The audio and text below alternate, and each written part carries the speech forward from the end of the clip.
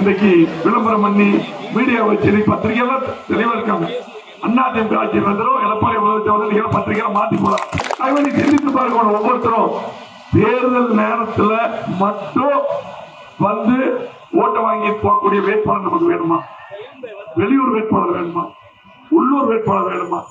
உங்களுடைய சகோதரர் ஒவ்வொரு குடும்பத்துக்கும் அண்ணனாக, பெரியவர்களுக்கு மகனாக, அதே போல பாத்தீங்கன்னா பெரியவர்களுக்கு தம்பியாக, அதே போல நம்ம சகோதரர்களுக்கு அண்ணனாக, தங்க, அதாவது அதே போல அம்மாக்கெல்லாம் மகனாக, ஒரே குடும்பத்துல இருக்கக்கூடிய அத்தனை பேருக்கும் இவர் ஒருத்தர் எல்லாமே சொல்லிட்டு இருப்பாங்க.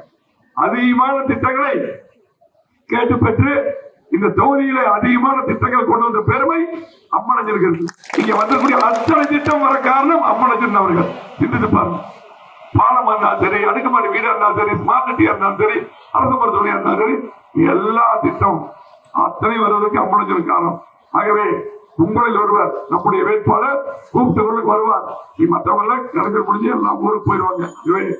அவர்களுக்கு எம்ஜிஆருடைய திட்டம், அம்மாவுடைய திட்டம், எடப்பாடியார் திட்டம், கூட்டணி தலைவரான பாரத பிரதமர் மோடி அவருடைய திட்டம், அன்புமணி ராமதாஸ் அவருடைய திட்டம், டிடிவி தினகரனுடைய திட்டம் இரட்டை இலை.